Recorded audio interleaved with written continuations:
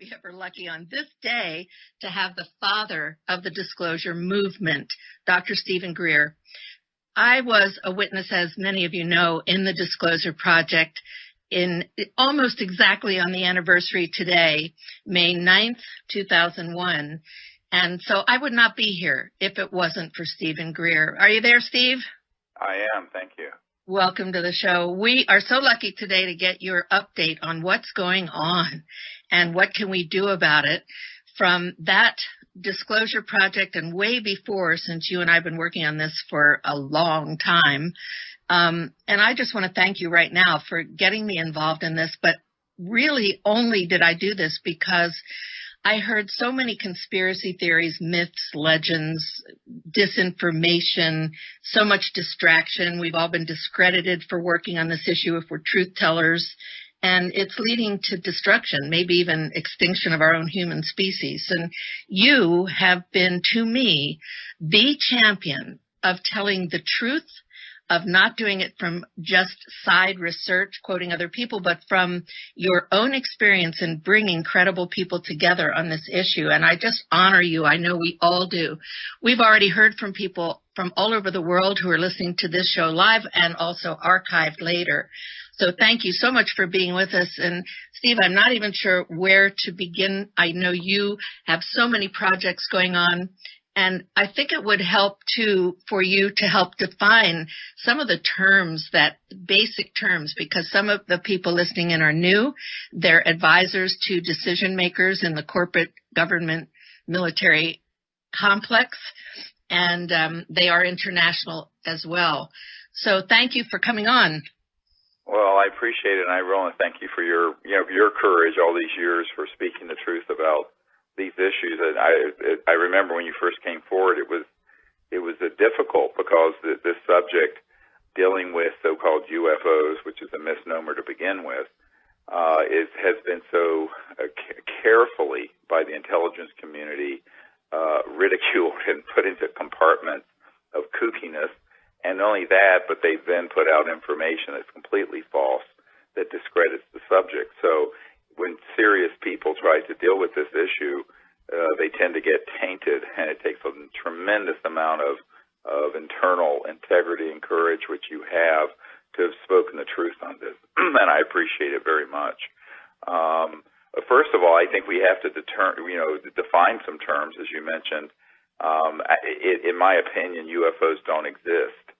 Now, what I mean by that is that term was concocted by the intelligence community after they figured out that they were extraterrestrial vehicles, and after they already had studied the energy and propulsion systems, what the top secret document from Canada called the modus operandi of the spacecraft, and by 1954 had mastered gravity control. I want to repeat that. October 1954, gravity control was mastered. And what that means is there's a huge amount of confusion in the public and even with the political leaders on what's ours, what's extraterrestrial, and who's doing what.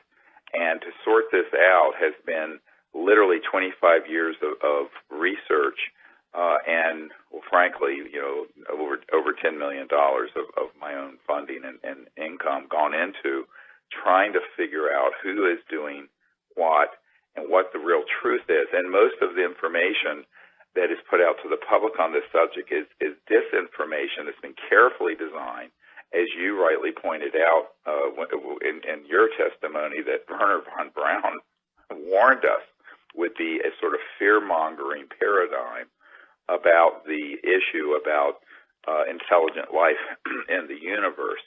And I think that if anyone wants to, they can go to our website, SiriusDisclosure.com. It's SIRIUS, like the star system, disclosure.com. And you will see that we have links to several dozen military and intelligence and corporate witnesses like Carol Rosin. And these are people who have all signed oaths that they would testify under oath with penalty of perjury before Congress if they were not telling the truth. And I have personally interviewed now over 700 such people who have given me information, but not all of them want to come out publicly. What we need and what we're doing right now is the campaign that ends the secrecy once and for all and exposes the big lie. And the big lie is that there's a threat in outer space that we need to put weapons in space for, and in fact have already done so, and that we need to be afraid of. One of the big problems has been, in my opinion, Carol, is that the whole UFO subculture has become so whacked out with conspiracy theories and rubbish that the truth has been very hard to get to. Back in 1994, I began to have people who were deep inside the national security state, provide information to me who have since, some have come forward and some have not, and like yourself have come forward, that in fact for decades, dating really all the way back to the 1950s, they had planned to use this subject, and I'm quoting from a CIA document I have here from 1953, for its psychological warfare value. Let me repeat that, for its psychological warfare value. So, and this is an uncontested CIA document that I have. So when I began to do briefings for high-level people like the director of the CIA for President Clinton and the head of the Defense Intelligence Agency, the three-star General Patrick Hughes, and Admiral Tom Wilson, who was the head of intelligence for the Joint Chiefs of Staff, members of the Senate Intelligence Committee, and others, what I found is that there were two categories of people in government. One were people who were part of a very deep project, which we call an unacknowledged special access project, that was illegal, unconstitutional, and had gone completely rogue. And that happened in the 50s on Eisenhower's watch. The other were people of similar rank. It could be the President of the United States. It could be a senior senator on the Intelligence Committee. It could be a three-star general. It could be the director of the CIA. And those people were deliberately being lied to because they were analyzed and found to be not willing to go along with the agenda of the secrecy. And the agenda is to withhold from the public the truth that these visitors are here, and number two, that if they are here, to start putting out false information through the UFO subculture of abductions and mutilations that they are a threat to us, so that they could finally spring something I think is now being fast-tracked, which is why I'm on your show, and that is a cosmic false flag operation. And they have also withheld this information because the technologies behind how these objects move would completely give us free energy for the Earth, eliminate all poverty in a generation, clean up the Earth's environment in a very rapid manner, including the ability to reverse all toxic, radioactive, and chemical waste. These technologies we have, and the taxpayers of the United States have spent upwards of $8 trillion that have been confiscated into these unacknowledged special access projects.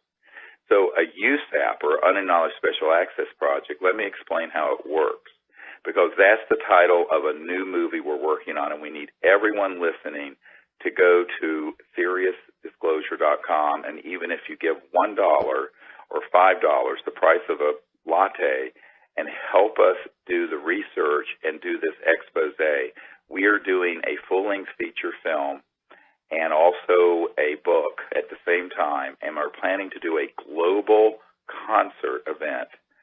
We're looking to have 1 billion people look at this when we launch it early next year, that exposes the truth behind these USAPs, not only what they're hiding, but also what they're doing to deceive the public, and more importantly, to bring out the technologies that would give us an entirely new civilization on Earth.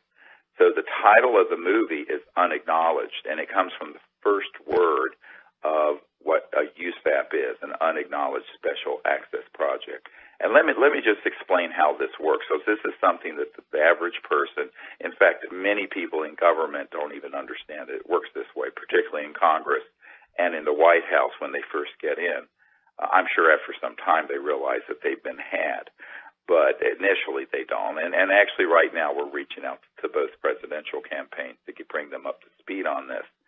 But an unacknowledged special access project, as you know, Carol, is one that is not supervised by the legitimate overseers of the democracy or of any government, whether it be in the United States, Canada, the United Kingdom, Australia, or for that matter, Russia. These are projects that are deep black, and the men and women I know who have been in these USAPs describe it as follows. The people in that compartmented top secret operation report to only the person in charge of that operation. And even if the general who is or the admiral in charge of the Joint Chiefs of Staff or the Secretary of Defense were to ask them about them, they are simply to turn to them and say no such project exists. Now, I have people on my team who have been in these projects. This is not a conspiracy theory. We have upwards of $100 to $200 billion at least every year going into these super secret, unacknowledged special access projects. And the way that they operate is, quite frankly, without any accountability to the people, but also without any accountability to the government oversight capabilities, which means that they are illegal and they are rogue. So between 1993, when I first briefed R. James Woolsey, the director of the CIA for President Bill Clinton, and 1997, we had concluded that this entity dealing with this, which has been called MAGIC, the Majority Intelligence Committee, they have been operating since at least the 1950s without the full oversight of the president or the consent of the representatives of the people in the Congress, and that they have then replicated that model throughout other countries. And this illegal cabal is really running the earth into the ground. And you mentioned an extinction level risk. And I'm going to talk about that during these 2 hours, not to frighten people, but to make people understand it is time to get off our hands, stop sitting on our hands. We've got to come together and unite and do something about this. The unacknowledged special access projects, or USAPs, the way that they have operated and the funding mechanisms they have are going to be exposed in this new film. And we are going to not only expose it, but we're making a call right now and doing the research for people who are whistleblowers. So anyone who has been in any of these projects, who knows how they operate, or who has dealt with the so-called UFO issue, either the ET end of it or the man-made electromagnetic devices, or the deceptive aspects of it, i.e. the stagecraft that goes into hoaxing abductions and mutilations, which, by the way, I have interviewed more than a dozen people who have been on hit squads, for lack of a better word, who have abducted humans to make it look like, quote, aliens were doing it. This is not a theory. This is absolutely fact. And yet the public, through the media and the UFO subculture, really believe there are aliens abducting people, et cetera, and so on, and that they're mutilating cattle for no good reason. What people have to understand is this is all part of the psychological warfare value of the subject to create the specter of fear so that at some point people would accept the cost in blood and treasure of an interplanetary war. Now, let me explain that again. General Douglas MacArthur, in his last address to Congress, said World War III will be interplanetary. These lunatic psychopaths who are in these super secret projects, and make no mistake about it, they are absolute psychopaths. Those folks would love to see us have a situation that they will hoax that would make 9/11 look like a picnic day. And the movie Independence Day is just sort of a script that's being put out to sort of give people a sense of it. In fact, the new trailer for the new Independence Day actually has an Army recruiting part of a logo on it, and it almost looks like a recruiting video for the U.S. Army. And they're using the official seal of the U.S. Army. It's almost unbelievable. You should look at this new trailer if you haven't seen it for this movie Independence Day. So the script is, the narrative that they started creating in the 50s, now this is when I was born in 1955, was to create a long-term plan where we go from the Cold War to global terrorism, which you said in your testimony, Carol, if you remember. Before 9/11, we did the National Press Club event, which had hundreds of millions of people around the world who saw it, for the Disclosure Project on May 9th, 2001, and then on September 11th, 2001, we had 9/11. And this has all been manipulated by people who want to keep the fire burning and the funds flowing into these psychopathic, hungry, warmongering sectors that have really gone rogue, and they need to be exposed and stopped before it's too late. Well, I'm so grateful because I had tried for years to get the message out that Wernher von Braun, who was my mentor, vice president of Fairchild Industries when I was a corporate manager, had shared with me when he died in 1977, that statement that I gave in the Disclosure Project, which people can see with all the testimonies that Stephen put together on disclosureproject.org. All of those testimonies are there on YouTube as well. I couldn't get it out. It was blocked.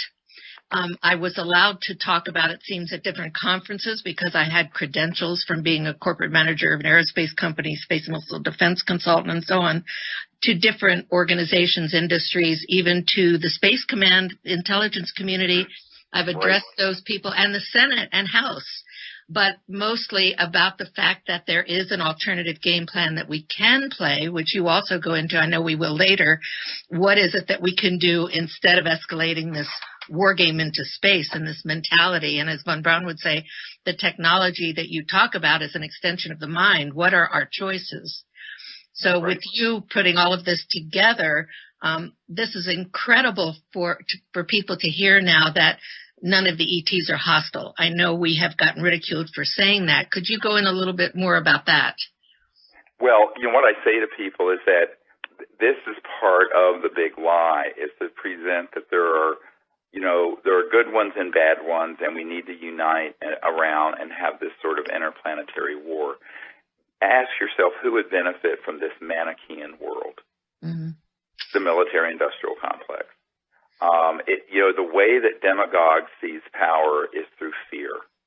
Fear is how you control the masses, whether it's through religious demagoguery, political demagoguery, all the different isms out there. It has nothing to do with freedom. It has to do with controlling the masses. So the ultimate way that you would control a planet would be if you had these sort of global aspirations for a militaristic planet, which they do, is to have a threat bigger than a few thousand, terrorists running around in the Middle East. You need to present a bigger problem. And so that's what they have concocted. Now, I want to talk science for a moment. I mean, I know this is, you've had a science background, Carol, and I don't want to get too arcane here, but, and not only just science, but logic. Let's say you're an interstellar capable civilization, meaning you have the technology to go from one star system to another star system, okay? You're not using, what Elon Musk is doing at SpaceX, these primitive rockets that Wernher von Braun first started using in World War II in the 1940s. This is really primitive junk. All right, you're dealing with trans-dimensional physics that go beyond the crossing point of the speed of light, and that allow for objects to move from one dimension through other dimensions from one point in space-time to another point in space-time. Let's say a star system in the Andromeda galaxy that's 2.5 million light years from here. Well, at the speed of light, it would take 2.5 million years to get here. You couldn't do it. No one's going to live 2.5 million years. So the physics behind this, by the way, are very well understood. We understand them. And have been studied at Lockheed Martin Skunk Works and my uncle's old company, Northrop Grumman, and other places for 70 years. Now, since World War II.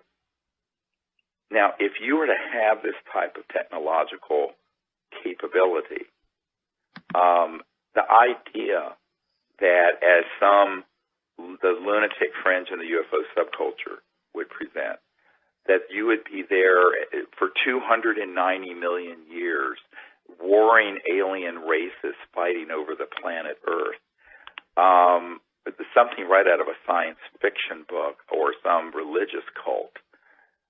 Frankly, it doesn't pass the laugh test for anyone who has a scintilla of scientific knowledge.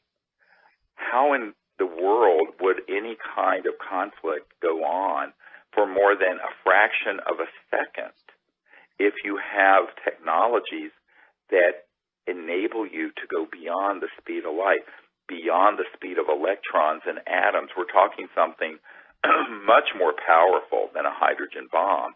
Your level of technology, your level of understanding space and time and matter transcends the atomic level and the nuclear level, for goodness sake. So anyone who had a hostile, violent orientation, well, look, about the time we detonated the first atomic bomb at White Sands and the first hydrogen bomb at Bikini Atoll in early 1950s, it would have all been over. It would have been point, set, match, done. So the technologies that an interstellar civilization possesses, if they were put towards violent warfare, would result in the complete elimination of an entire planet instantly. I'm not talking about a city, an entire planet. So the idea that there is some sort of a Star Wars shooting war between planetary systems out there, look, it sells great movies. It sells great science fiction.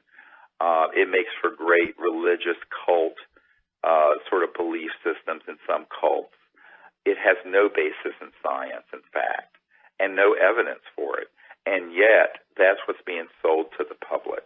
And I think that one of the problems is that no one with a scientific background is talking about what I'm discussing right now, is what would the weapon systems look like of a, quote, hostile interstellar civilization? Well, my friends, let me tell you, I said this to a colonel at Wright-Patterson Air Force Base where the Roswell remains were sent. In fact, he was in that division. And he brought this issue up. I said, sir, with all due respect, Colonel Canola, given the galactically stupid things we have been doing, shooting at these objects using scalar Tesla-like electromagnetic weapons to knock them out of the sky. That's what happened at Roswell, by the way, and at other places. If they were hostile, it would have been over, point, set, match, done 60 years ago, 70 years ago. So I think that people love to have someone to hate. And so we have to look at what are the roots of this atavistic proclivity, this tendency to go back to this primitive of us versus them that has gotten us to this point, not only with fellow humans, but also now where we're trying to extrapolate that into space with life forms that are concerned about the Earth. I think it has to do with the fact that as primates, we're 98% identical to chimpanzees and gorillas. There is this tendency to be afraid of otherness and then to organize into troops and to engage in warfare, which actually chimps do. So there's this aspect of humanity that has to be transcended through higher spiritual consciousness, in my opinion, and spiritual development and rational thought. So we don't always have the default position, it's different, let's kill it. It's different, let's hate it. Whether it's gay people, whether it's black people, whether it's women,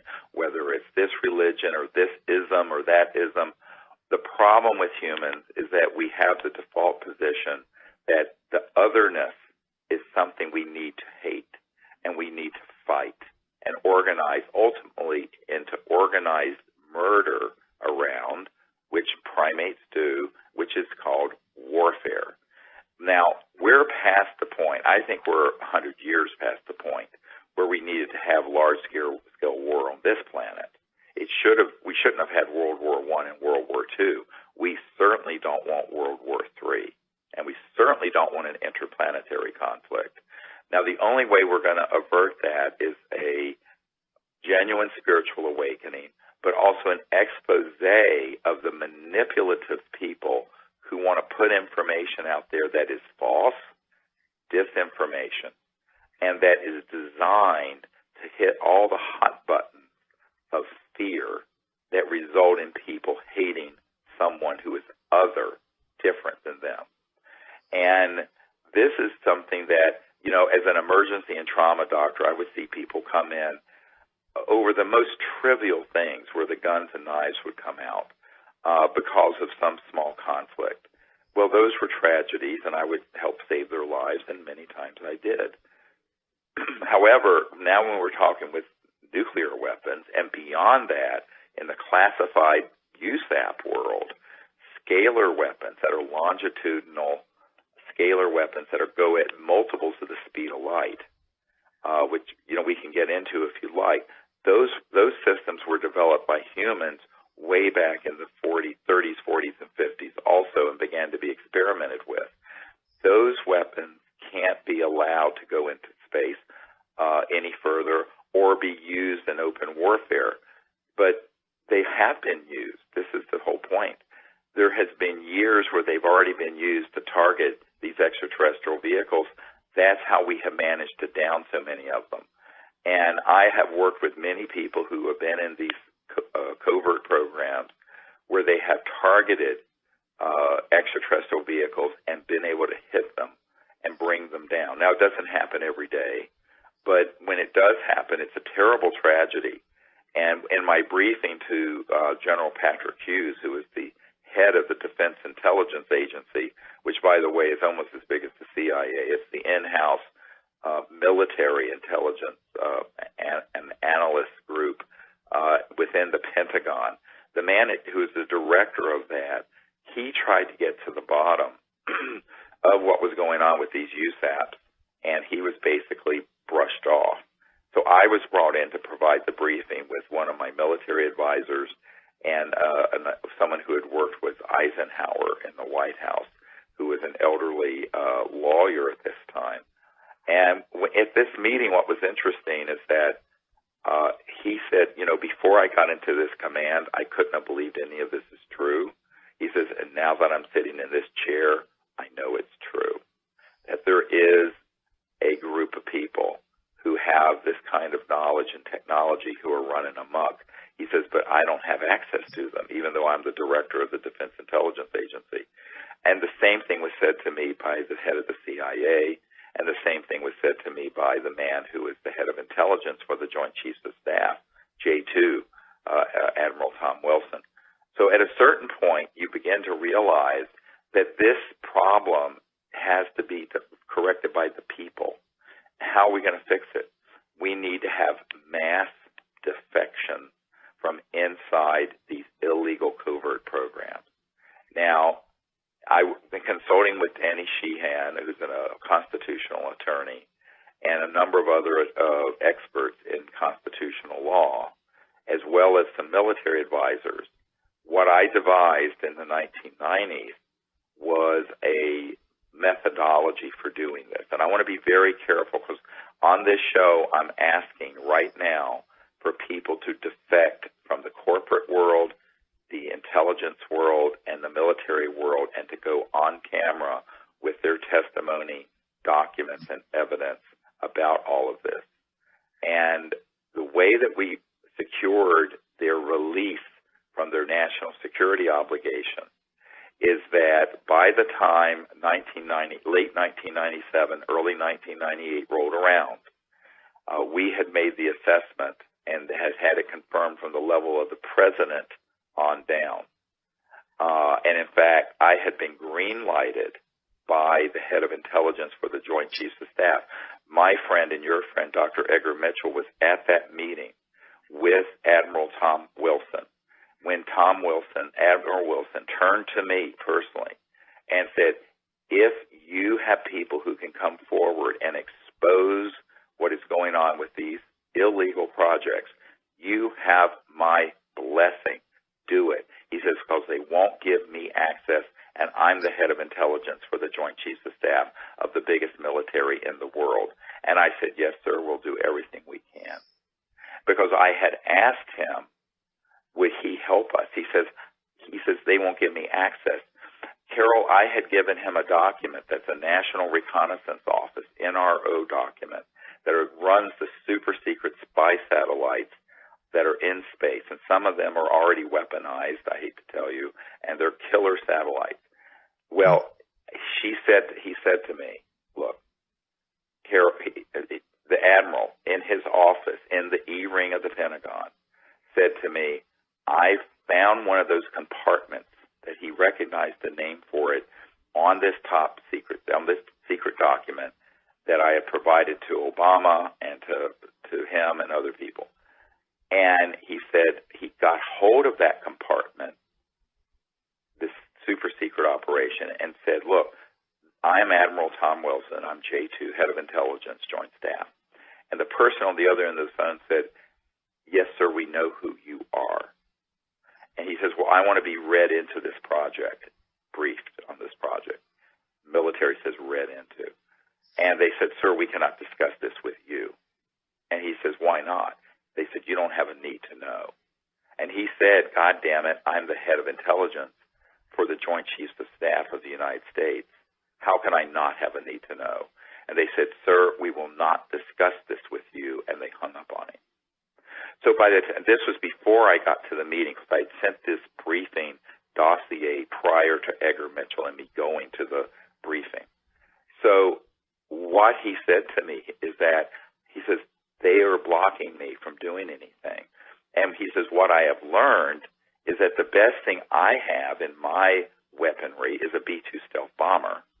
And these guys have things that can go to the speed of light and beyond that have already been developed in the Lockheed Martin Skunk Works and that can do circles around my B-2 stealth bomber. That's how he put it to me. And Edgar Mitchell was a witness to this, as were several other people. Edgar Mitchell was so inspired by you, by the way, that we connected in 1974, and I'm updating a book that he and I wrote way back then that has a lot of this kind of story in it, including honoring you, by the way. And we have documents like this. You have a lot.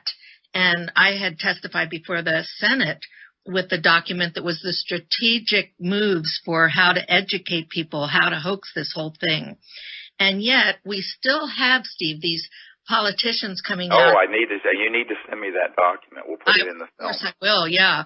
And I'm very concerned now about the decision makers, the politicians, the candidates who, even if we give them these documents, how do we get them to come around and make the decisions that we want? Thank goodness you're producing. I want you to make sure we get in more hints and we do it in both hours. What to do about it? Well, there's so much people can do. I'm trying to give people the background so they understand what we're doing. Mm-hmm. So what we did following this was to do what's called a UNOD letter. Now, everyone listening needs to write this down and tell all their contacts who've ever been in the military or intelligence or corporate world about this. It's called a UNOD letter. It stands for Unless Otherwise Directed. And I did a letter, and this was going to be in the film. It went to the heads of every agency in the United States government that said the following. And by the way Unless Otherwise Directed letter works in military circles is that if someone writes to their commander or to an agency with an Unless Otherwise Directed letter, it says, unless otherwise directed, this is my assessment, this is what I'm going to do, unless I am otherwise directed. In other words, there's no overt act that needs to be taken after that. Mm-hmm. But you have to prove they received it. So what we did, we sent it return receipt requested and by couriers that where it was signed. And in this unless otherwise directed letter, we stated the following, that we have done briefings for all of these top people in the United States government and similar people in the United Kingdom. These people have been lied to and denied access from the president on down to this type of intelligence and compartmented operation. That is illegal and unconstitutional. Therefore, a priori, all those projects are running illegally and outside the law and cannot use the law, including the National Security Act, to enforce the secrecy of anything they are doing or any personnel, human intelligence, material, documents. Those are all fair game for disclosure because the projects themselves are illegal. And unless otherwise directed, we are going to start bringing forward, and this is what we did with the Disclosure Project, top secret documents, top secret testimony, people who were in these unacknowledged special access projects, people who had signed security oaths, and they are exonerated forever from any penalty under law because the project that is the people who are managing these secret projects are doing it in a way that is illegal and unconstitutional. Do you know from late 1997 and early 1990, I gave them a 60-day period to respond. From that time until now, no one orally or verbally or in writing has gotten back to me and said, you are wrong. No one. And in fact, I've gotten more and more confirmation that we are right. What this means is anyone who's at the Lockheed Martin Skunk Works Cube in the high desert underground in California, anyone at SAIC, anyone at MITRE Corporation, anyone at Booz Allen Hamilton, anyone with Northrop Grumman, Boeing, anybody with the CIA, NSA, Department of Defense, any branch of the military, et cetera, and so on, in this country or in our ally countries that have information, documents, material, physical proof, you can bring it to me and we will disclose it. And you are not going to be subject to any penalties. Now, this takes courage, but that's what people have been doing. You were courageous. Other people have been courageous. We need to have this is when I say that we have launched the campaign that ends the secrecy.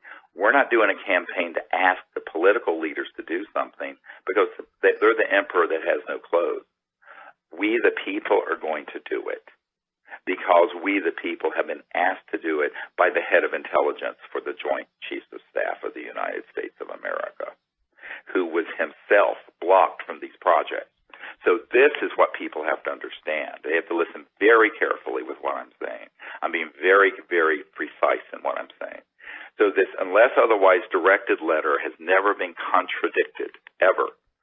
And nor can it be. Because if anyone tried to enforce the National Security Act on anyone coming forward with this information, we would take them to court.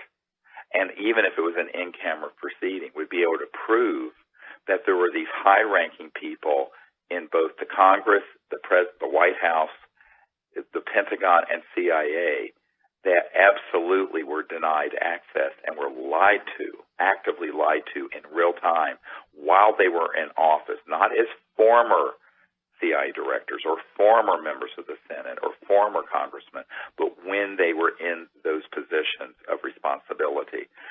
And it's not one or two, it's dozens of them that I have met with. Now, there are a lot of posers out there in this disclosure movement who claim they're a lobbyist for the UFOs and this and that. Those are people who've never met with anyone in actual power. We have. Okay, I want to be really clear about that. This is the real deal here. And this is not a fantasy. It's serious stuff. And I say this with absolute authority that these unacknowledged special access projects are criminal enterprises. They are, in fact, Danny Sheehan and I concluded, they're the biggest racketeering influence corrupt organization on earth, RICO. And if we wanted to, we could do a civilian invocation of the RICO laws and go after them. but it would be a very expensive legal battle. It's better just simply to say, okay, this stuff, boom, all hits the light of day.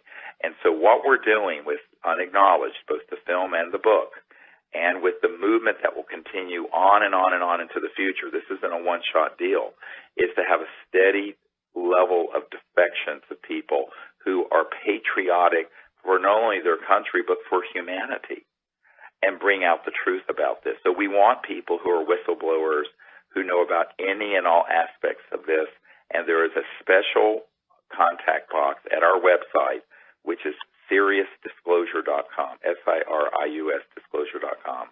And if you want to see some of our videos, you can go to our YouTube channel, which is youtube.com/S, like Sirius, S Disclosure. So it's youtube.com, S Disclosure. And if you want to contribute to the film, the movie, and the movement, it is fundraising.SiriusDisclosure.com.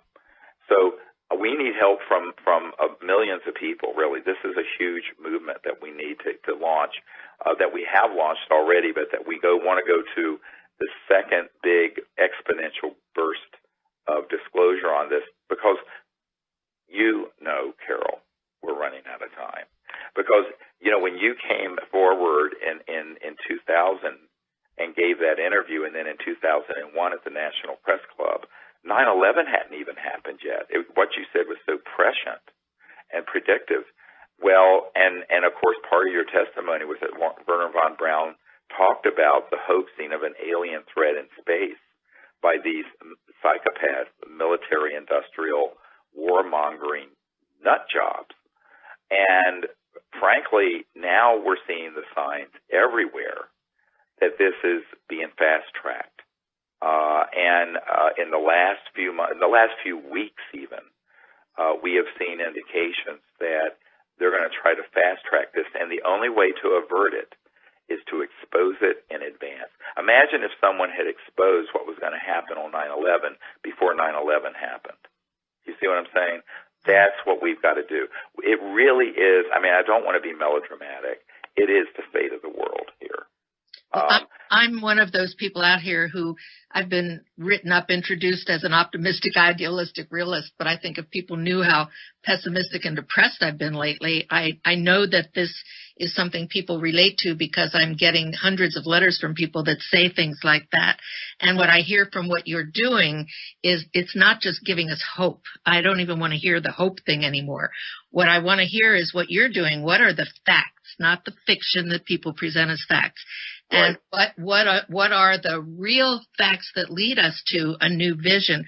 I've been working on getting a treaty signed with a wonderful group of people. The former Minister of Defense of Canada, whom you know very well, one of our witnesses, the Honorable Paul Hellyer, who's also done this show, as have Abe Krieger, who was 37 years Boeing executive. He actually put together the U.S.-Soviet part of the International Space Station, worked on the lunar orbiter.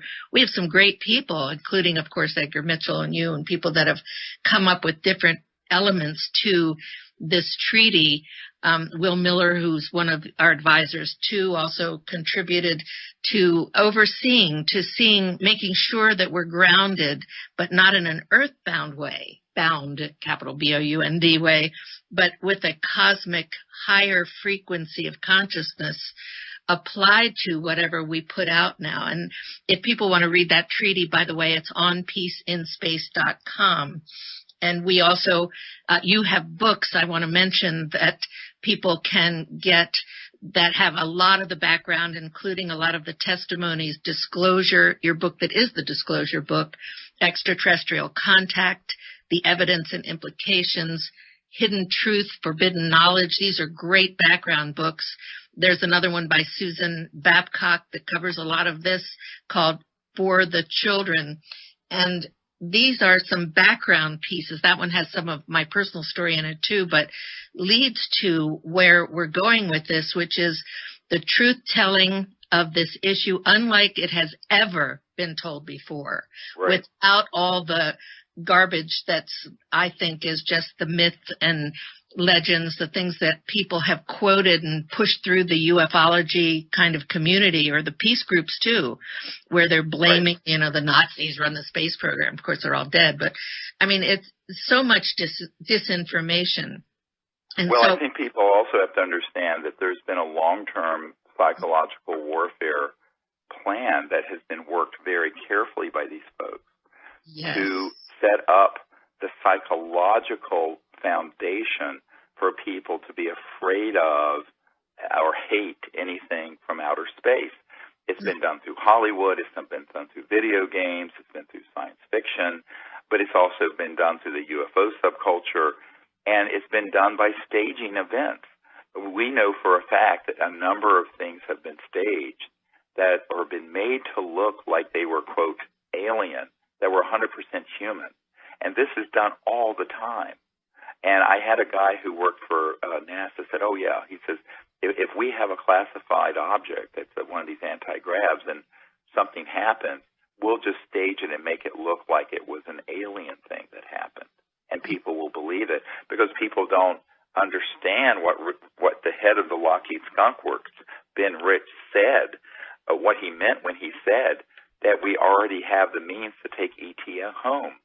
That, for decades we have had classified technologies that are in these unacknowledged special access projects that enable humans to have extraordinary transportation capabilities. And these technologies are real. It's not mythological. And they've been abused because guess what? Nobody is supervising it. The people don't know about it, and the people's representatives, except for a few that are on the inside, know about it. And the ones who have betrayed the public, who are representatives, they lie to their fellow representatives. For example, there is a Senator, John Warner of Virginia, who has been on this committee, this secret committee, who then would turn to his fellow senators and say, oh, pshaw, there's nothing to it. And I know for a fact this happens every day. I go to briefings. 2.5 years ago, I was at a meeting in the Great Barrier Reef where I was presenting this to 120 world leaders, and there were people there from the oil industry and the military-industrial complex who were embedded just to go behind my back to anyone I provided this positive evidence and proof of all this, and say, oh, no, this is all not true, and if it were true, I would know about it. And since I'm your buddy in this elite group, you'd believe me, wouldn't you? You see how it works, Carol? It's all affinity politics. So I think people have to understand how this secrecy, and we're going to expose in this movie how this secrecy has run and what the agenda is, and then we're going to show what the truth can do. But what's the point of exposing all this? Well, if we expose it, maybe we can avert World War III, number one. Isn't that a nice idea?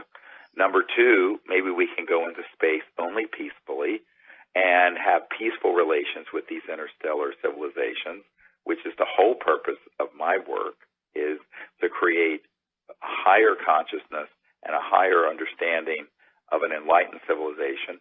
Maybe we can bring these technologies out to benefit the Earth's impoverished masses and to save Gaia from environmental destruction, so we don't have another Fukushima and we don't have to have endless destruction of our biosphere through fossil fuels and nuclear power, because we have something already developed that's better. And that's the other call I'm making.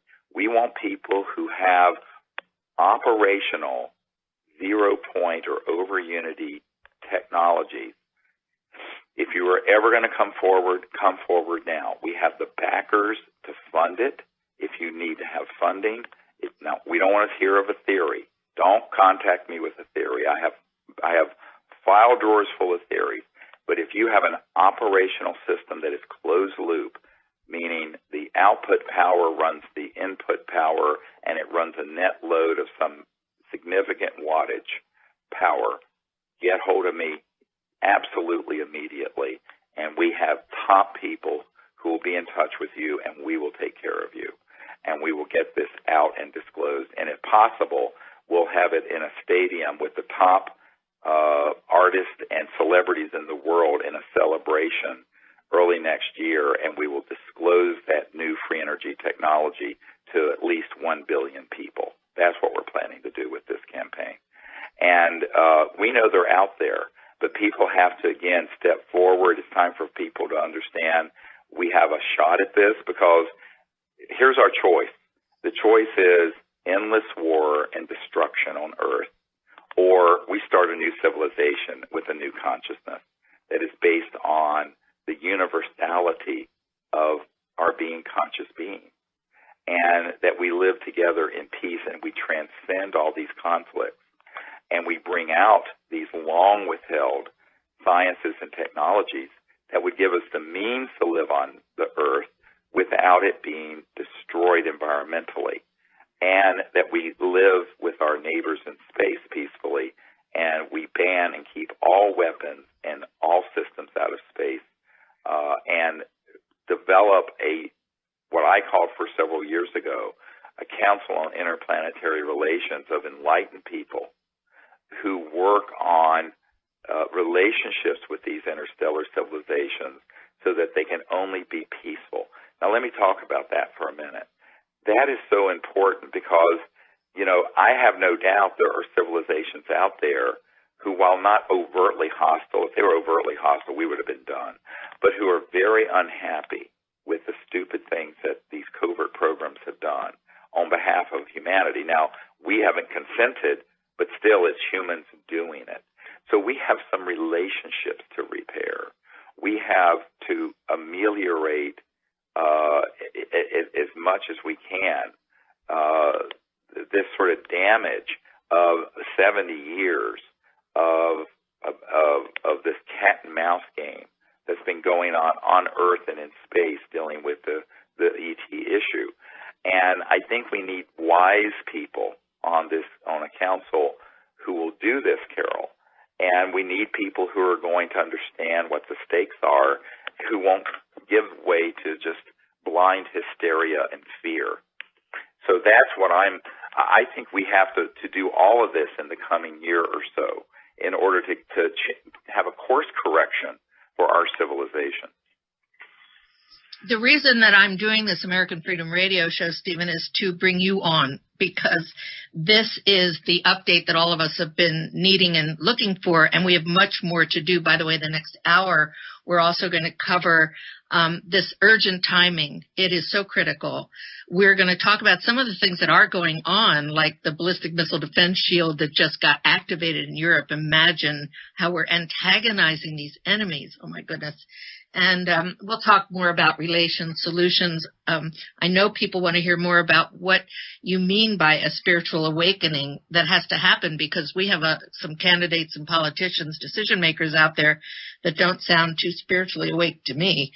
And it's kind of unnerving, because these are people that are going to be making some decisions for us, or how, in fact, do we get into positions where we do it. And, of course, coming through what you're bringing out, the operational technologies that are, Von Braun would say, is just an extension of the mind. And, of course, these beings that are coming from other places and other dimensions, other universes, are not coming here with fossil fuels. I mean, for goodness sake. So right, exactly. I mean, we're talking about technologies that are pulling energy from the fabric of space-time and zero-point field or quantum vacuum. These have been developed, and it's so exciting, because think of the beautiful world we can have and could have had 100 years ago. And we're going to get into all of this and more, so stay tuned. We're going to take just a few minutes break right now, about 4 minutes, Stephen. We'll be right back with you. Awesome. Great. All right. Thank you. Stay tuned, everybody.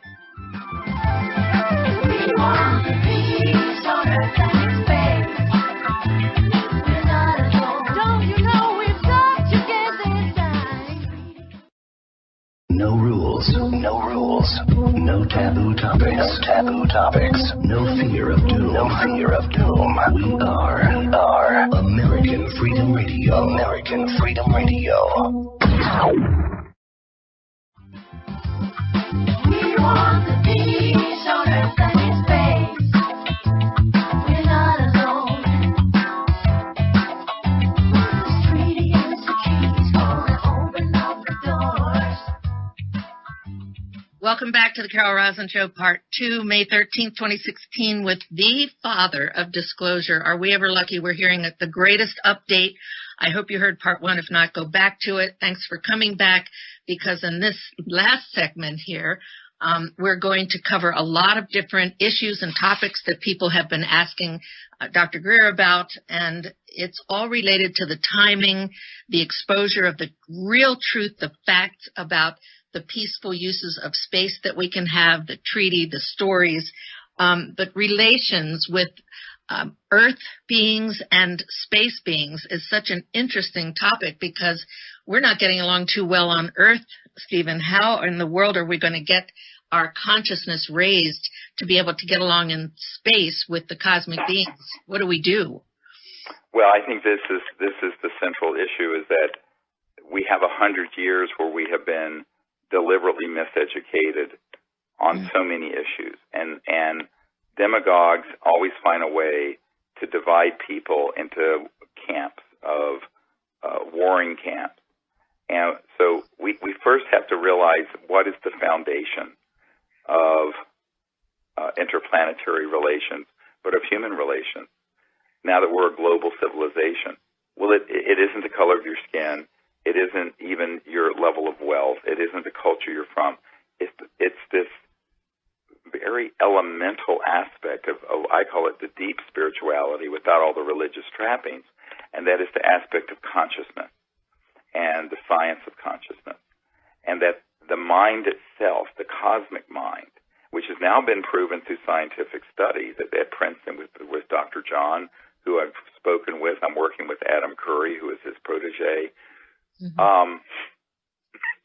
The conscious mind is actually an omnipresent field that connects all of us. And this is where, you in the meditative state, when you go into deep and silent meditation, and you end up experiencing this non-local mind, the aspect of the mind that's everywhere, that is a real experience that humans have had since the dawn of humanity. And that, if we begin to look at it, is the foundation for us understanding. When you look into the eyes of another human, the light of awareness is there, and that awareness within that person and yourself is a singularity. As Schrodinger said, he said in 1908, and this is the father of modern particle wave theory and quantum mechanics. He said, Erwin Schrodinger said, the total number of minds in the universe is one. That is, it's a singularity. Well, now it's been proven through different scientific, very well-controlled tests that is actually the case. So an extraterrestrial person, let's call it a person, is conscious also. So the foundation for our relationship with that ET would be the same as it would be with someone from the Congo, who may be living in a mud hut. They are conscious, sentient beings. And when I first started off on this journey, I started this as the Center for the Study of Extraterrestrial Intelligence, and started the CE5 initiative, which is when humans willingly make open contact with these civilizations. And we have done this thousands of times. I just returned from Arizona in the wilderness, where we had amazing contact experiences with these civilizations. I was training about 25 people. And what I tell people is that the foundation for that ability is already within every single human being. So this is the spiritual way. If people understand the singularity of the light of consciousness. And so you can look at an infinite amount of diversity, which is beautiful, but instead of fighting over the diversity, find this point of commonality. What is the common link? And the common link is that we're all conscious and sentient. And when you begin to think about that, but also have meditative experiences in it, this is the heart of compassion the Buddha talked about, where we are all one. We are each other. We are all one being. And that is the dawning of compassion. So this sort of spiritual awareness is going to have to be the foundation.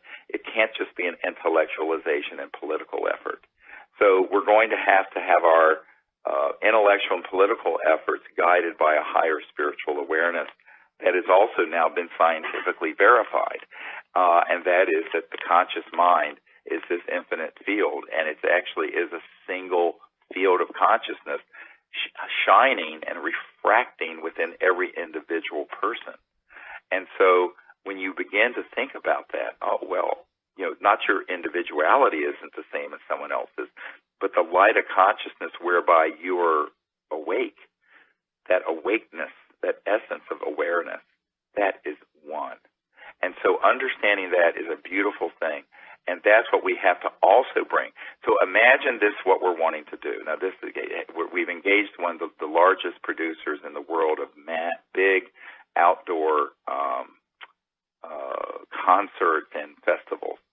Imagine early next year having, if we can find one, a free energy device on the stage. And then we have this random number generator system hooked to lights and consciousness on the stage that prove non-local mind, and an expose of all these secrets. And it's with the biggest pop stars and rock stars and celebrities in the world in a global celebration with 1 billion people watching. That's what we're planning to do, Carol. Oh, I'm picturing stage with all the stars and with all the people coming forward now that have worked so hard that are listening to the show on this issue. Yep. And Zero Point on the stage creating that whole reality. To me, that might be the only thing that also can flip, educate, give the experience to the presidents and decision makers of the world.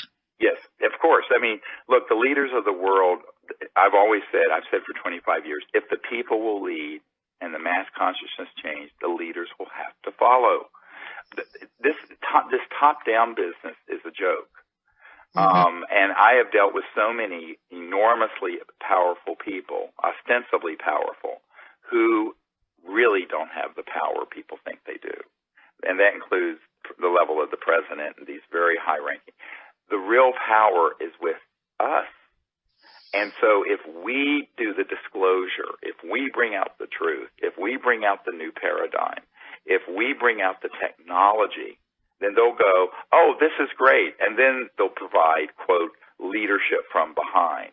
In other words, as someone said to me, on the really big changes in society, people who are in power always come in secondarily.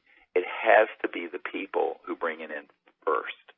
It's a joke to think that these leaders are going to come together and say, oh, we're going to do this. That isn't how change has ever happened, ever. And if you study history, all you have to do is study the history of how big change. I mean, the civil rights movement didn't come from the presidency and Congress on down. It came from a bunch of ragtag people who were marching together in Selma, who had barely any funding, that grew into millions of people. And then the I Am a Dream speech, and Baird Rustin, who was this closeted gay black man who was the brains behind it, helping Martin Luther King put together that movement from a little church in Atlanta or in Alabama. So what people have to understand is that we now have to do that on a cosmic level. And that the idea that somehow it's going to be some magic thing where disclosure of all this and all this change is going to happen. No, those people will come along when we, the people, get our act together on this. And I've been saying that for 25 years. The only reason I went to the leaders between 1993 and 2000, before you and I and others did this public disclosure project, was to offer them the opportunity to be part of it, and they took a pass. Why? You know why? Why? Courage. They didn't have the courage. They didn't have the courage to see this big of a change happen. I have met with so many people, and the bottom line isn't money, it isn't power, it isn't your position. It's, do you have the courage of your convictions? Well, I didn't have the courage until I sat down with you and Emily. Emily really talked me into doing the disclosure project because it was my responsibility to do my little part. But I think it's ego. I mean, there's so much of a massive egomania going on, narcissistic oriented, which, as you know, is one of the most difficult things to deal with, narcissism. And so how do we get the courage up in these decision makers? I mean, listen to these candidates. If you say national security, yeah, I'm interested in the disclosure UFO issue because of my concerns about national security. Well, that's the code, of course, to escalate the war game. Or, let's build more wars and not get to know people and what's actually going on and destroy and rape and kill and put on uniforms and get put down as heroes to do it. It's ego. Right. It's ego, but it's also ignorance. But in dealing with this issue, it has a lot to do with courage. It's easier not to rock the boat. So we're talking about a change that, let's face it, in terms of the paradigm, A, we're not alone in the universe. B, we already have the technologies to go beyond the speed of light. C, these free energy technologies would get rid of every oil company, public utility, gas, coal, nuclear power, etc., and solar panel and windmill on the planet. Now we're talking hundreds or thousands of trillions of dollars in assets and a revolution macroeconomically like you have never seen. Wow, and I'm an educator by background, so I'm hearing your curriculum getting developed. Yes, and so what you have to understand here is that this is about having the courage to see a change happen that should have happened decades ago and has been forestalled with other agendas, the war agendas, control agendas, and ultimately it gets into macroeconomic control. And I talked to the Honorable Paul Hellyer, the Minister of Defense, former Minister of Defense of Canada, who is himself a macroeconomic expert, that this is where the rubber meets the road. It isn't about that there's some big boogeyman threat out there. It's about the fact that if the actual real truth was provided, not the false disclosure that I am afraid is being fast-tracked, because recently in the New York Times has been covering the Clinton campaign interest in this. The Army Chief of Staff gave a talk a couple weeks ago about the threats we're facing in the future, including little green men, the new rollout of the new Independence Day film with the Army logo and recruiting poster being embedded in the trailer. I see certain things happening where back in the early, mid-90s, I wrote a paper, When Disclosure Serves Secrecy. In other words, we want a disclosure that's truthful and that leads to a peaceful outcome and peaceful interplanetary relations, and the release for peaceful use of these technologies that could save the Earth's environment and eliminate poverty on Earth in a generation. It absolutely is doable, 100% doable. There are other people who want a disclosure that is terrifying, that would be like 9/11, that hoaxes a threat from outer space, and that further entrenches the current macroeconomic and military-industrial order. So you couldn't ask for a more opposite type of disclosure. I'm concerned about this because they've also found, witting or unwitting mouthpieces, even in the pop culture world. You have a man who followed my work and who I spent time educating on this, who is the lead singer for Blink-182, Tom DeLonge, recently on a radio show saying basically that the aliens have caused all the problems on Earth and that we need to fight them.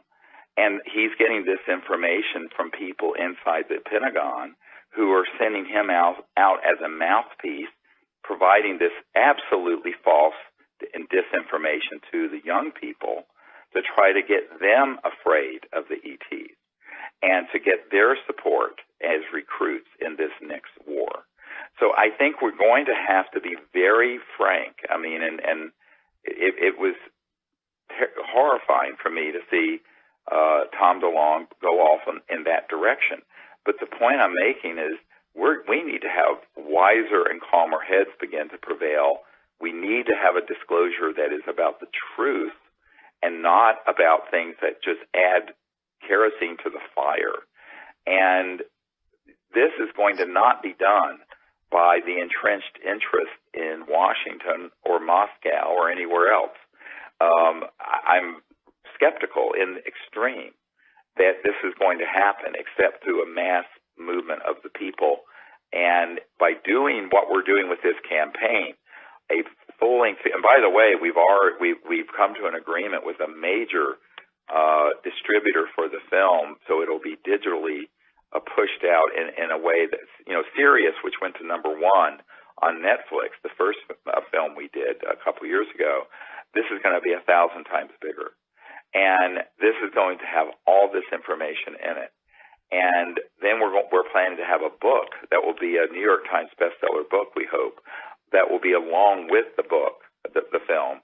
And that will then also be kicked off, both those, with this global celebration and concert event. And I'm hoping at that event we can actually feature an operational either LENR or zero-point energy device, low-energy nuclear reaction, the cold fusion, or free energy device. We're in search of one. Again, if anyone knows of someone who has one that is operational and not theoretical. And that's this country or any country, by the way. Any country in the world. We have a team now that's been stood up in the last 2 or 3 months that can fund, acquire, and open source. What we're planning to do is get the technology, acquire it, and provide it for free.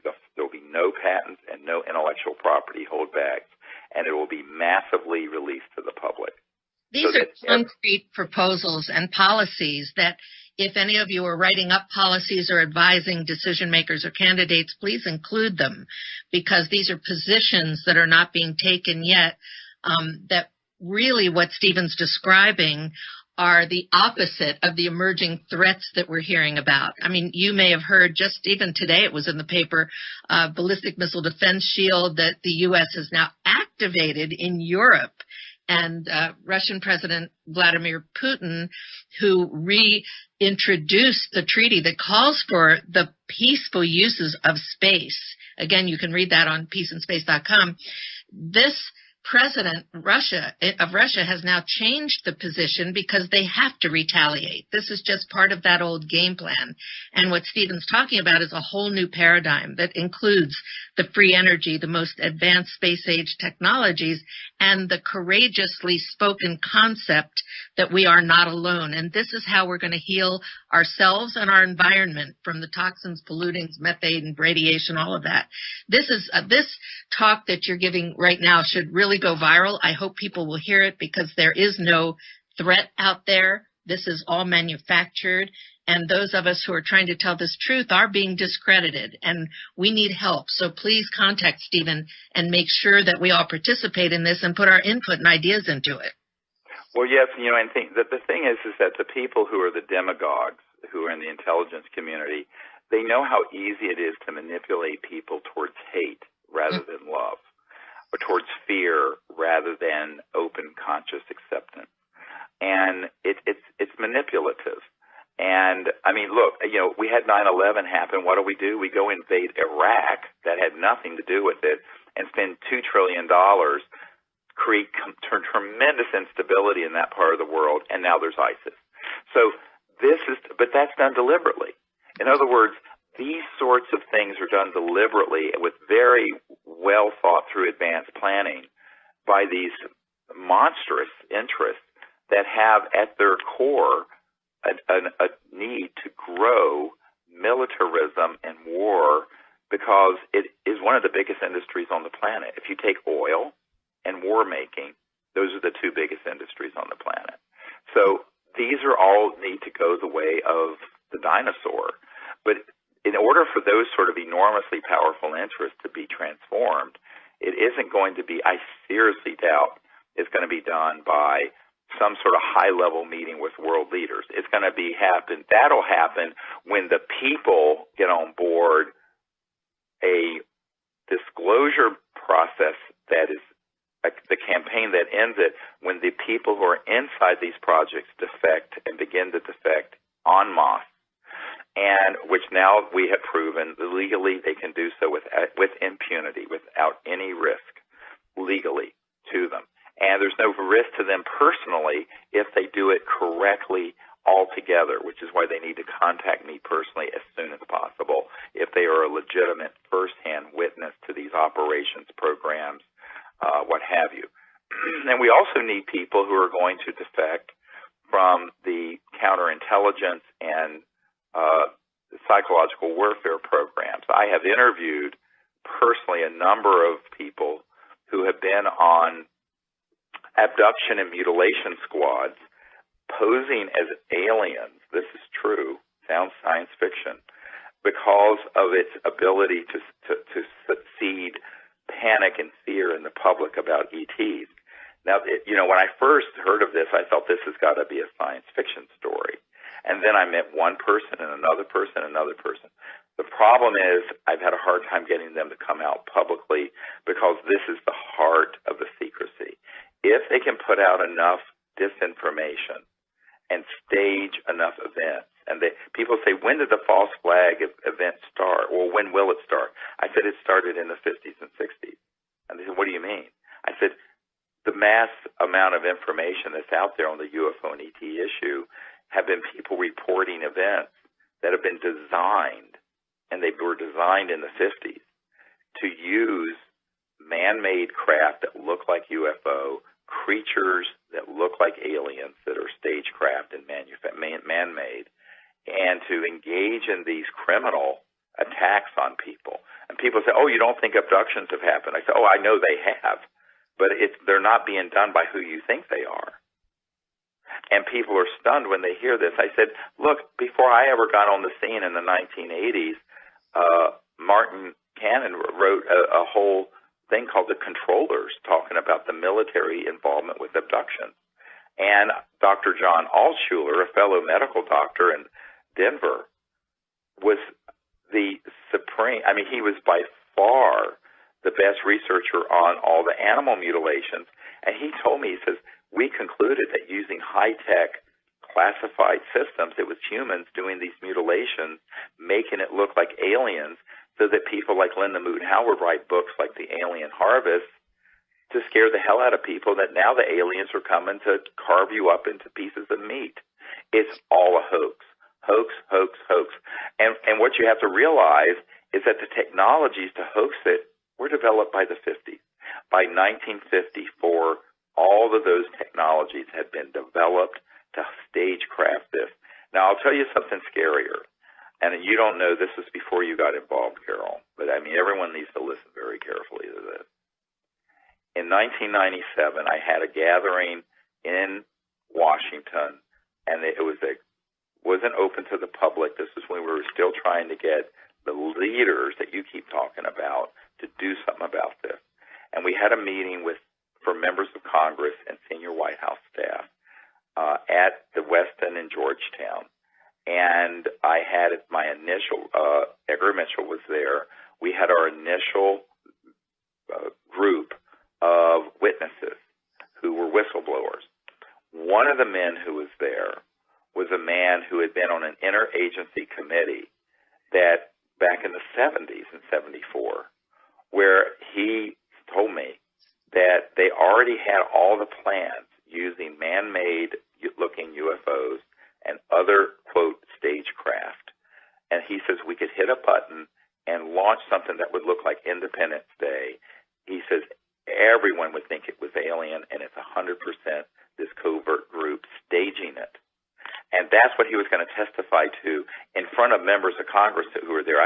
Congressman Dan Burton, the man who was head of the Government Reform and Oversight Committee, was there, who issued 1,000 subpoenas on the blue dress and I call it the blowjob heard around the world. It's silliness during the Clinton impeachment period. But he was there, all kinds of people from the House, the Senate, everything. The night before, so we had a meeting the day before so everyone could get to know each other and bond as a team coming forward and have the courage to do it. That night, one of his handlers from way back in the 70s and 80s surfaced, came to his hotel room, took him out to a secure facility out in Virginia and basically forbade him and begged him not to give that testimony. So we don't have that testimony, but he told us before he was abducted and taken out of the hotel that this is what, and he says, my understanding is that that capability was fully operational not only in 1974 when I was on the Interagency Committee, but well before then. So we're sitting ducks here. At any time they can hit a button, launch a bunch of things that would look, quote, alien, and they were 100% staged by humans, making it look like a threat from outer space. That capability exists. It's got to be exposed. People who are on the inside who know of those capabilities need to come forward and speak the truth, because otherwise we're talking like the Gulf of Tonkin in the Vietnam War, where we exaggerated and staged the attack on our warships so that President Johnson and the Congress would greatly expand the Vietnam War into that disaster, or a situation like 9/11, but something much worse. So I'm putting out a call. It is urgent that people who know of this, even historically have been involved back in the 60s, 70s, 80s, 90s, whenever, come forward. We need you to step forward. It is time to defang the monster, because here's what it is. I liken it to the Wizard of Oz phenomenon. You know, if you've ever seen the movie The Wizard of Oz, and there's this old crudmudgeon behind the curtain, and you pull the curtain back, and it's this old crudmudgeon pulling all these levers and scaring the hell out of Dorothy and all the animals. Well, guess what? This is the same thing. You got these crudmudgeons back there who are hell-bent on maintaining global domination and control, pulling all these levers, scaring the hell out of the people. But the problem is they really can scare the people and the people's leaders. Remember, the nature of these unacknowledged special access projects, they're highly compartmented. Even people at the level of the presidential intelligence don't know all the compartments and what's going on. I have spent 25 years, this is like playing chess in 38 dimensions, trying to get to the bottom of how this has been structured, who knows what, and how it's going to be played out. And this is I'm sharing with you honestly the assessment we've made. Now what we need to do is have people who will come forward. I mean, it's been wonderful that these men and women have come forward who have told me these things privately, who are very credible. However, we need people who are going to say it on the record, and they need to say it in this film, on the book, and to the public. Because if you expose this kind of nonsense before it happens, it can't happen. Because it's like the Who when they said we won't be fooled again. Well, guess what? We have been fooled again and again and again. Well, this one, Carol, you know, and I know from what you were told by Werner von Braun, this is the big one. We can't be fooled by this one. So this is when we really got to pull out all the stops and move this information out. And when we do, then even the leaders of the world will understand what they're not getting in the presidential daily briefing. If you think the presidential daily briefing has any of this material in it, you're delusional. They don't have access. The presidential level of briefing doesn't reach to these unacknowledged projects. So that's why we named the movie Unacknowledged. I mean, people go, where did this name come from? Well, this is where it came from. This is the most important show, personally, I have ever heard, and your message is what's making it so important. The punchline, the pivotal piece of this information is that it's a hoax, that there is no enemy coming to us from outer space to steal our ovaries and sperms and turn us into gold mining slaves. It's not going to happen. And right. No, it's a total nonsensical idea, but it plays with the public because let's look at this, Carol. Even today, there are tribal wars going on around the world and in the Middle East or in American cities where one gang or group after another is raping and killing one other group.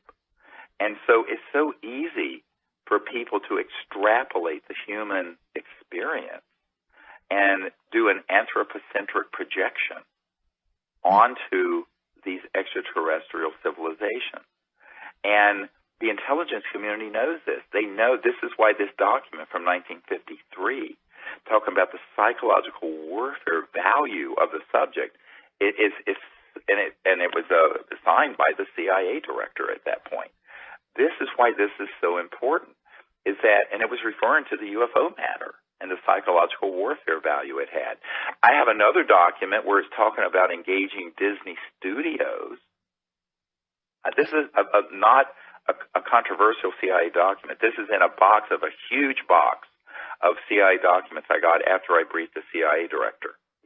And this document talks about engaging Disney Studios in the 50s to make movies about aliens that would be along these lines, or that were just kooky little green men stuff.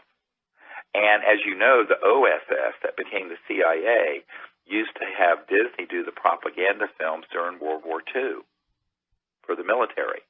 So the Hollywood nexus here is very important that people understand. And through this sort of infotainment, entertainment messaging, this has been going on for over 60 years. And this document is going to be in the movie. I have it. I have the document where when Marilyn Monroe was going to blow the whistle on all this, and the big mole hunter and leak stopper at the CIA didn't want her to go public with what she had heard from Jack Kennedy during their affair about the ETs. And it says in the document, the objects from outer space recovered in New Mexico in the 1940s. I'm quoting. It's signed by James Jesus Angleton III. It's a top secret document. It's 100% authentic. 2 days later, Marilyn Monroe is found dead of an apparent drug overdose. Nonsense. Burl Ives, the actor and singer, was on my board. He said, we all know that Marilyn Monroe wasn't killed, but we know she was murdered, but we never knew why. And when I gave Burl Ives that document, he almost fell out of his chair. That's going to be in this movie.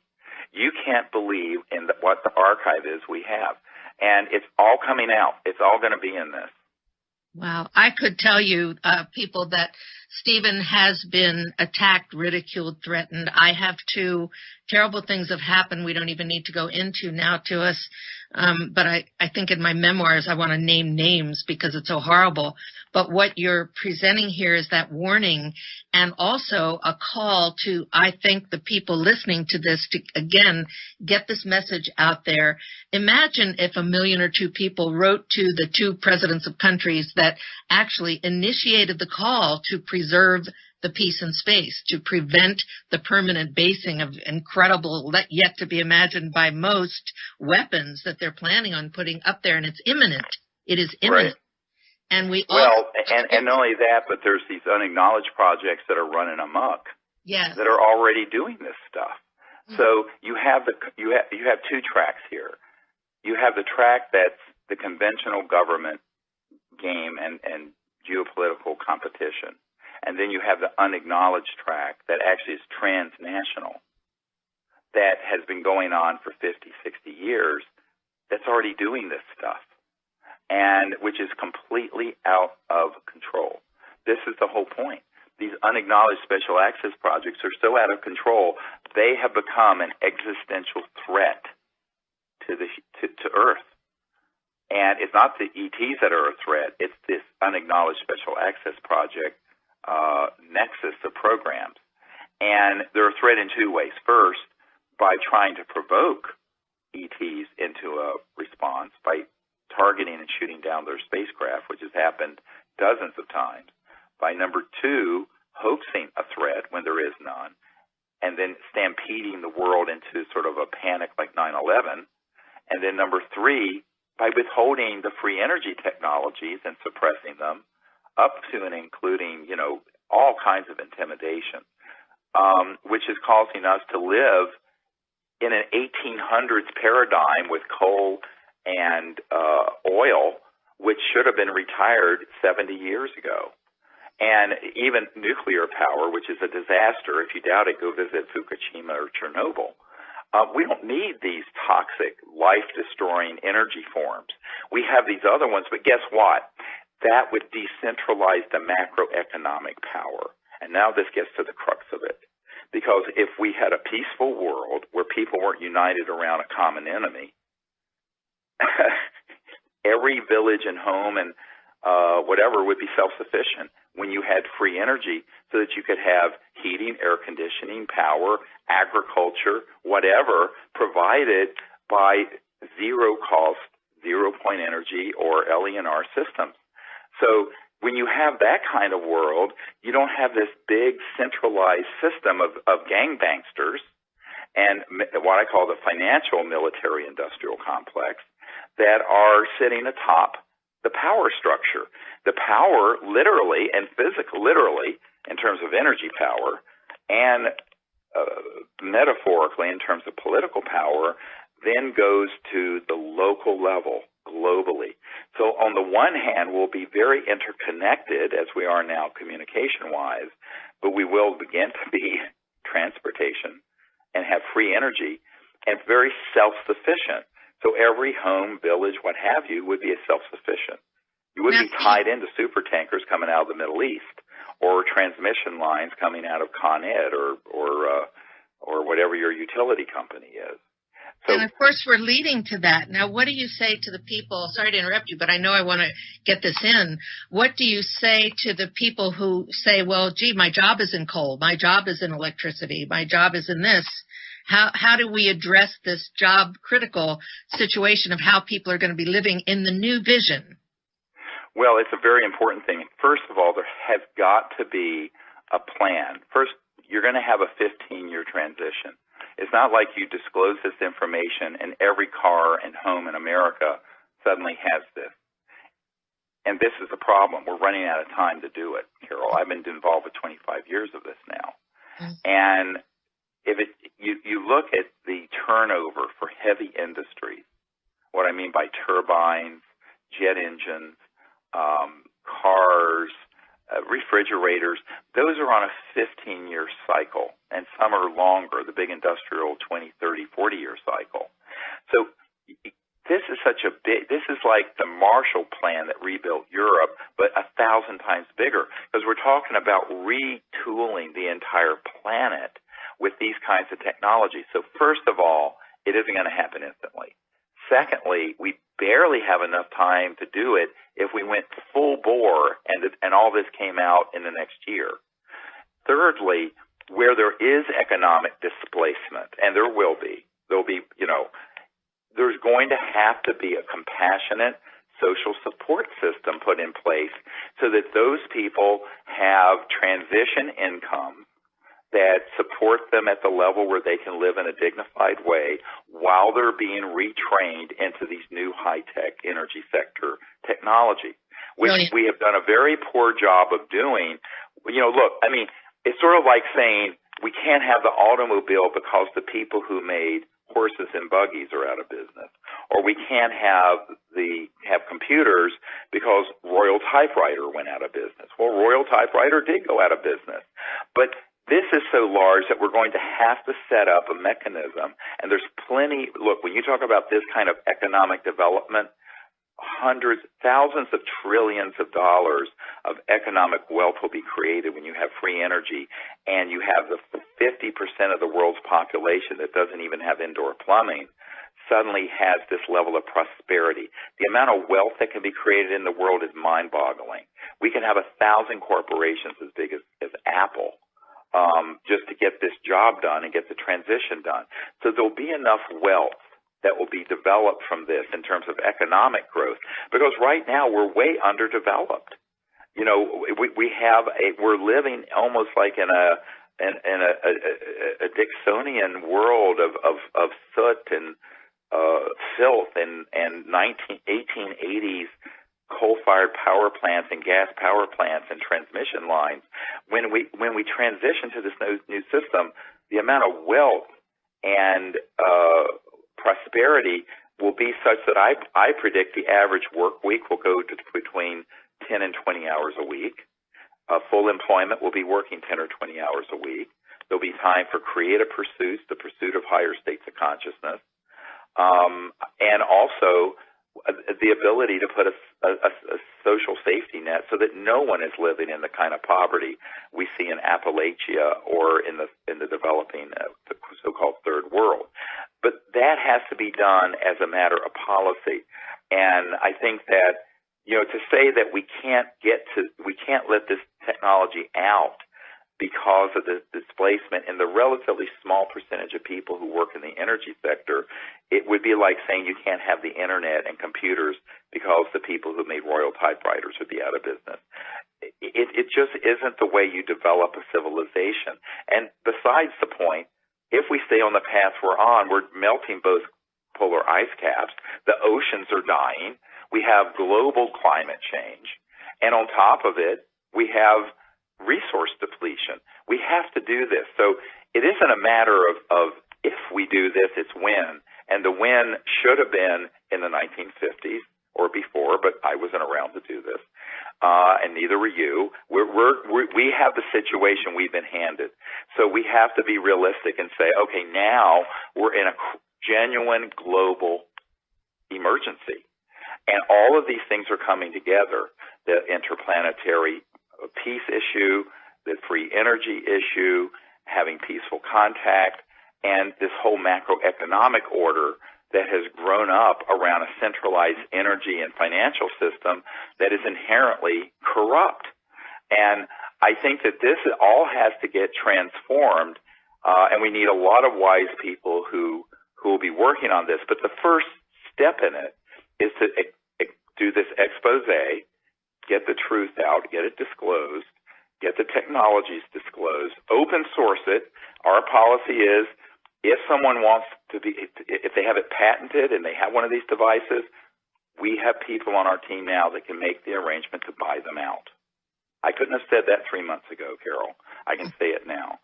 So that is what's exciting.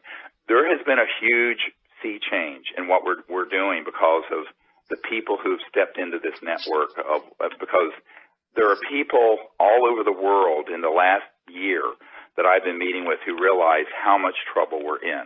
And so the good news is that we have the ability to do that now.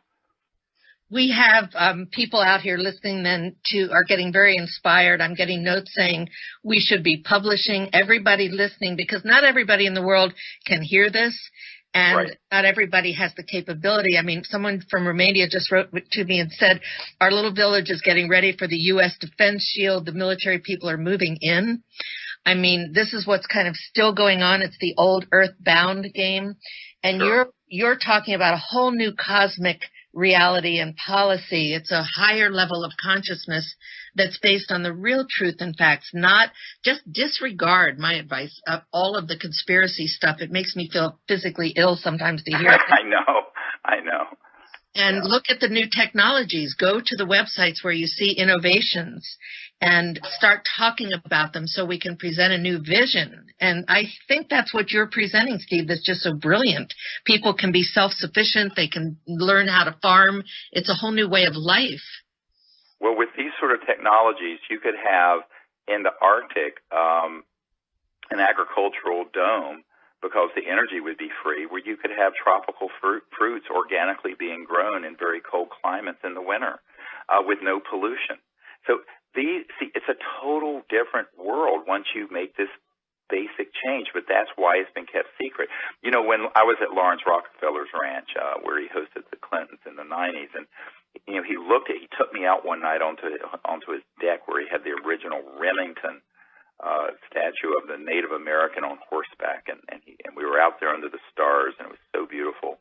And he turned to me and he said, Dr. Greer, the disclosure of all this, he says, the implications are so vast and so profound that no aspect of life on Earth will be unchanged. And I said, yes, Lawrence, that's why it's secret. It's because it is so. So, it's axiomatic. The bigger the impact would be, the more the extreme secrecy to the point of them being unacknowledged special access project operations are stood up around the subject. So the ET subject, the UFO subject, the free energy, innovative technology subject, the 0 point, the LNR, those all have the same policies that are being run by these controllers. And that's what people have to understand. And the only way around it, I assure you, there is no president of this country or any other that's going to wave a magic wand and bring this stuff out. But the masses can.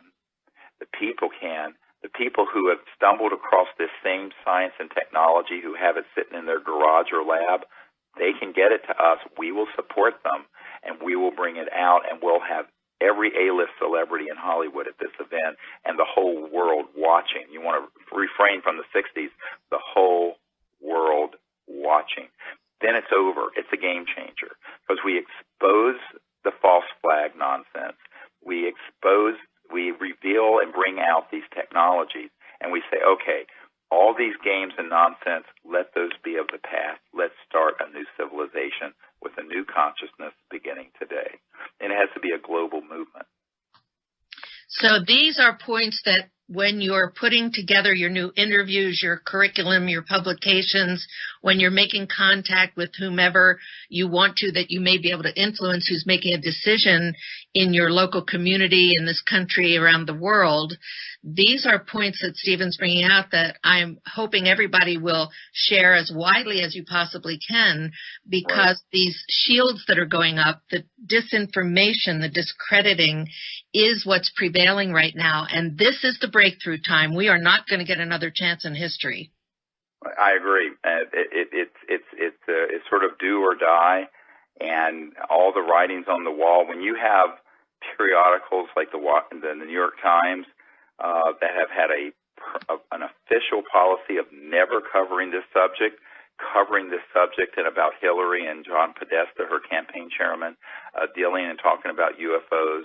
When you have the Army Chief of Staff talking about the future battles with little green men, when you have the Army having its promotional stuff cross-promoted on the trailer for Independence Day, when you have, a rock star being fed disinformation about how aliens have caused all the problems on Earth and we have to go to some big war with them, that's a militaristic approach to this whole issue of space, talking on big radio shows and coming out with information and books and movies.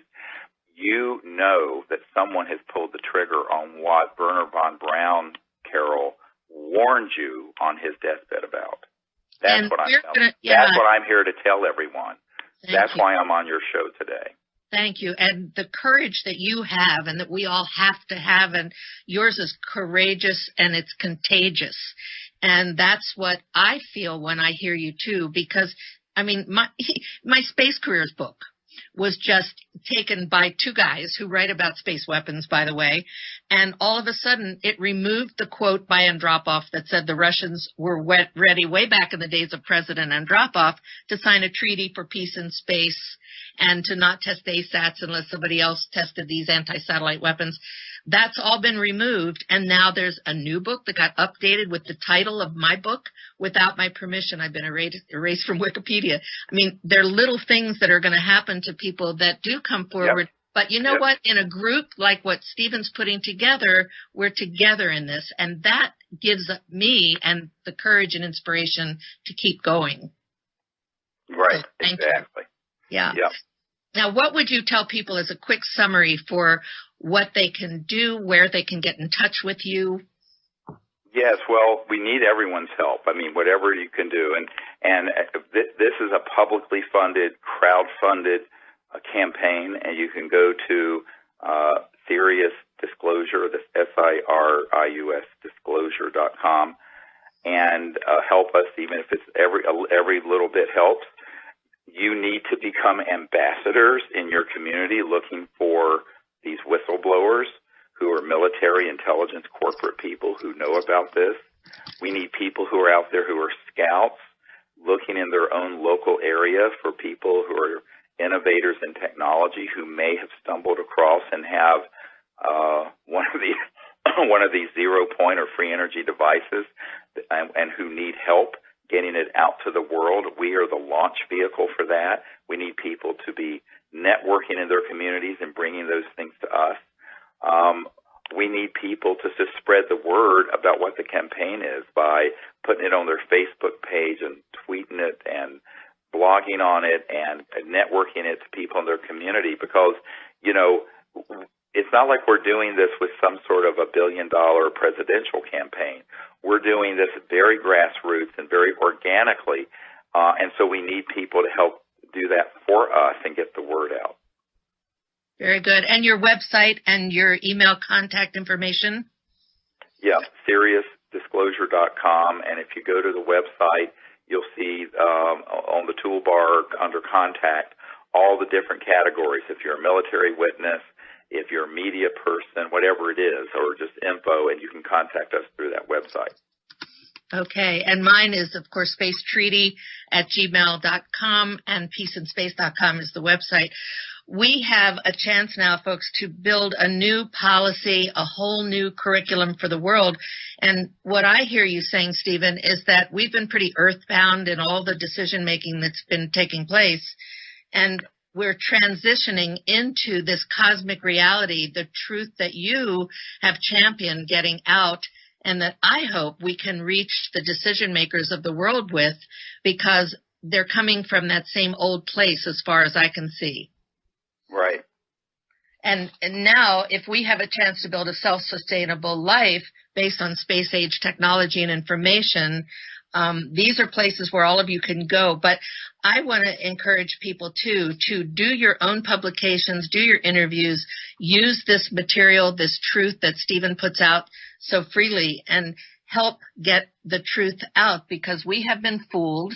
There are a lot of people out there saying, how are we supposed to know that they're not peaceful, that kind of thing. It's just that you've been fooled, and it's time to wake up. The time is urgent. Well, the other thing, you can't prove a negative. But what I tell people is that given what we can prove we have been doing, targeting these ET objects and all the nonsense, the fact that you and I are having this conversation and breathing the free air of Earth is the proof that they're not overtly hostile. Because if they were overtly hostile, it'd have been over before I was born. So, you have to think of what the technological capabilities are of an interstellar civilization. And then secondly, even if you believe in the paradigm of, well, most ET civilizations could be good, there may be a few rogue ones, the solution isn't going to be weapons in space and warfare. The solution is going to be the CE5 initiative, this diplomatic initiative I started in 1990 to make peaceful contact, have rapprochement, and develop our commonality and have a peaceful, ongoing relationship. Either way, even if you're addicted to the paradigm of conflict, the solution is still the same. It's the same thing. And that's what people have to also understand. There is no solution to this through massive weaponization of space or warfare or conflict, because you're talking about technologies that are just extinction level technologies. And so we have to bring a whole new consciousness to this. And as Einstein said, no solution, no problem has been solved by the level of consciousness that created it. So we have to bring this whole new thinking into it. So even if you have that as your belief system for some reason, the solution that can lead to a survivable outcome and a good future for humanity is exactly what we're recommending. Stephen, thank you so much for being on American Freedom Radio, which everybody knows is listener-supported network, and they need the donations to keep upgrading the equipment so that we can stay on the air, so please do help. Go to AmericanFreedomRadio.com, because you'll be able to hear this again. It will replay again at 3 p.m. Pacific time. That's 6 p.m. Eastern Time, USA, and it's archived on AmericanFreedomNetwork.com, the Carol Rosin Show. So please donate at that link and go look at the banners. There are other good speakers there, but there's nobody like Dr. Stephen Greer. We are so lucky to have you on the show. Thank you so much for your message about peace on Earth and peace in space, which Stephen is leading the way to. Thank you, Dr. Greer. Thank you.